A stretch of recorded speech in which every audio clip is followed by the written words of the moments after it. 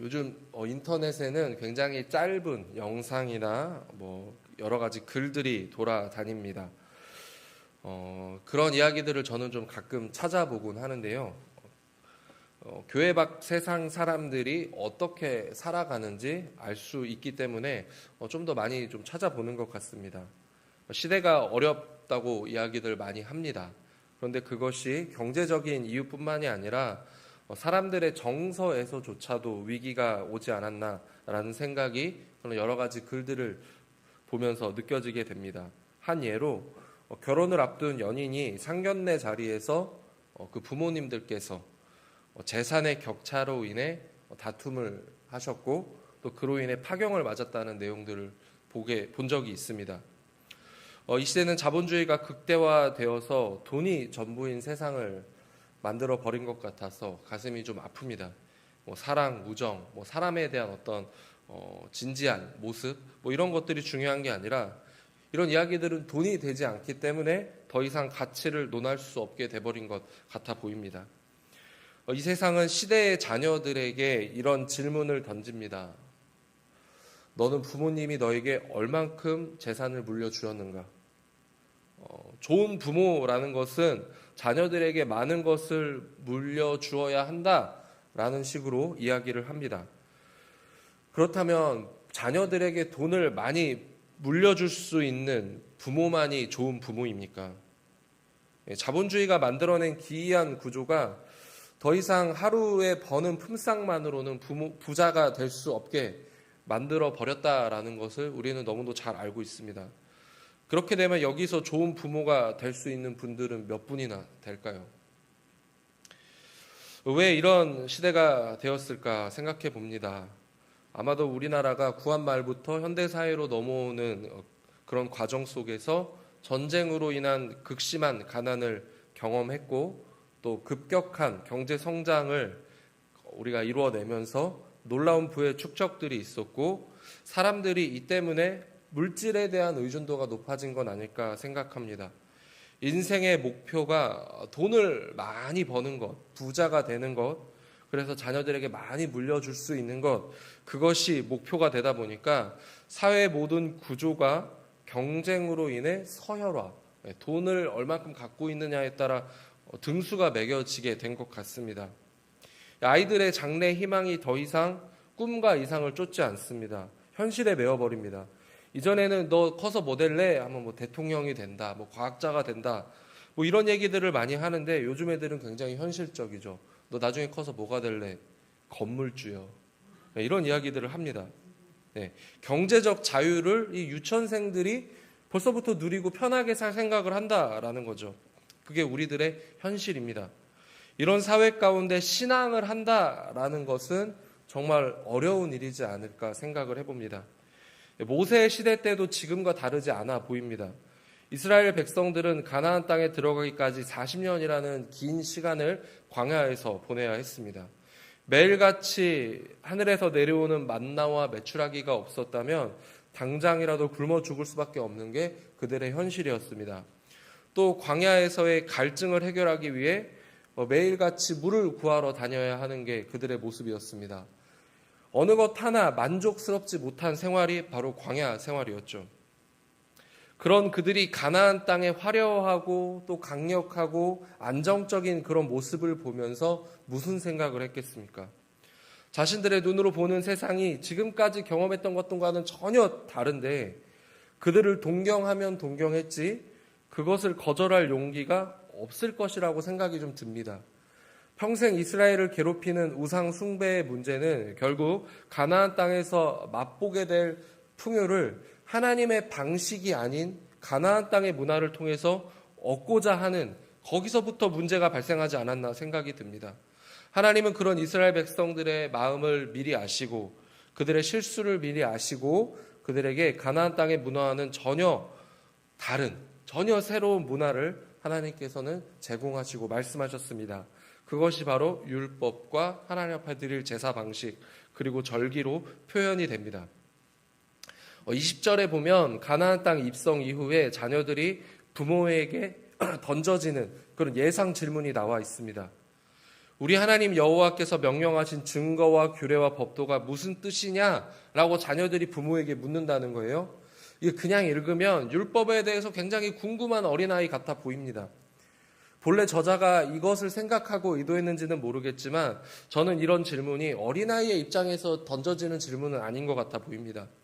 오히려 가나안 땅에서 그들의 문화를 따라 살면서 그 땅이 주는 놀라운 혜택을 누리면서 살아갔던 그의 자녀들이 왜 우리는 저들과 달리 살아야 합니까? 왜 우리는 저렇게 편하고 편리한 생활들을 다 포기하고 여호와 신앙이라는 여호와의 법도라는 것을 이렇게 피곤하고 복잡하고 어려운 절차를 우리는 왜 따라 살아가야 합니까? 라고 따져 묻는 것 같아 보입니다. 이 땅에 많은 자녀들이 이런 기로에 섰을 때 하나님을 선택하기를 포기하고 세상을 택할 때가 너무나도 많습니다. 제가 중고등부 시절에 저희 또래만 15명이 넘었습니다.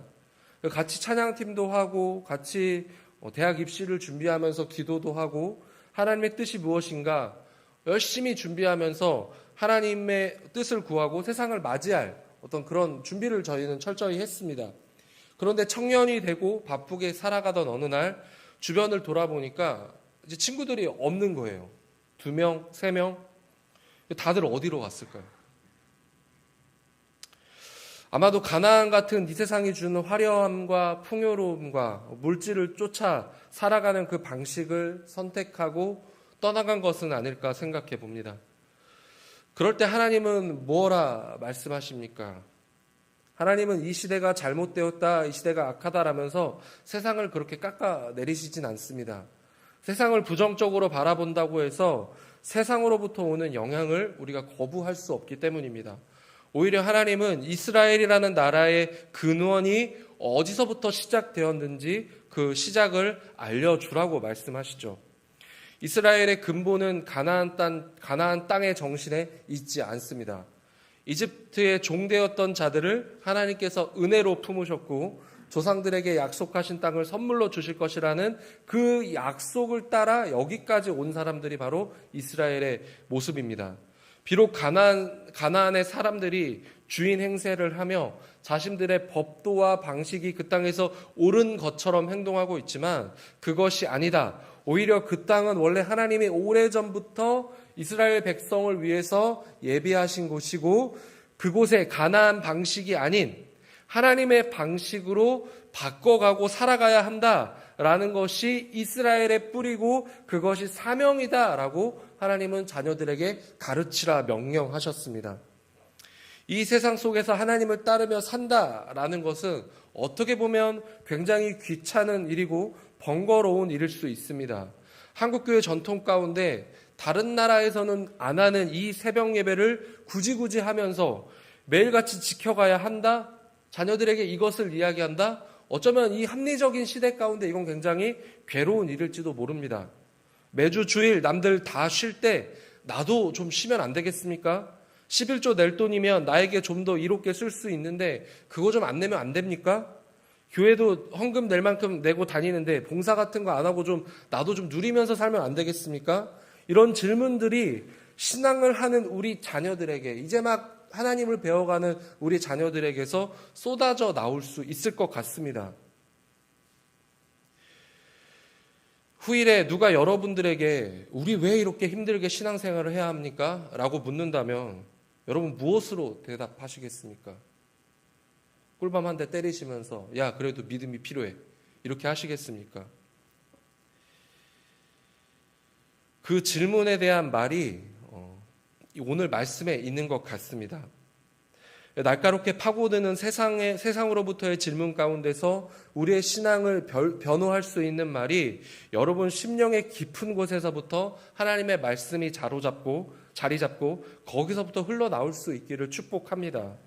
비록 우리가 세상이 말하는 엄청난 부의 혜택을 자녀들에게 물려줄 수는 없지만 비록 부모로서 자녀들이 하고 싶은 것들 다 누리면서 살아가게 해줄 수는 없겠지만 우리가 아직 죄인 되었을 때에 그리스도께서 우리를 위하여 죽으심으로 하나님께서 우리에 대한 자기의 사랑을 확정하셨느라고 하나님이 우리를 사랑하셔서 우리의 평생에 동행하시며 이 땅의 연약한 곳곳에 흘러 들어가 살아가고 있는 우리들을 통해서 하나님의 나라가 무엇인지를 보이게 하셨노라고 우리는 대답할 수 있어야 합니다. 우리는 그저 세상이 가르치는 대로 등 떠밀려 살아가는 자들이 아니라 하나님의 사랑에 힘입어서 하나님의 사랑을 세상에 보일 수 있는 특별한 존재다라는 것을 우리는 그것에 자부심을 느끼며 살아가야 한다라고 가르칠 수 있어야 하는 것입니다. 25절 한번 읽어보겠습니다. 같이 한번 읽겠습니다. 우리가 그 명령하신 대로 이 모든 명령을 우리 하나님 여호와 앞에서 삼가 지키면 그것이 곧 우리의 의로움이니라 할지니라. 아멘. 이 시대에 신앙생활을 한다는 것 미련해 보일 수 있는 일이지만 오히려 그 미련함이 오히려 복이 되다라는 것을, 그 역설을 이루어내는 것, 그것이 오늘 기도하는 우리들의 사명이 될 줄 믿습니다. 오늘 하루 여러분의 삶의 현장 가운데 하나님의 말씀을 어렵지만 그래도 살아내시며 그것이 복된 것임을 증명해 내시는 그런 명문교회 모든 성도님들의 삶이 되시길 예수님의 이름으로 축복합니다.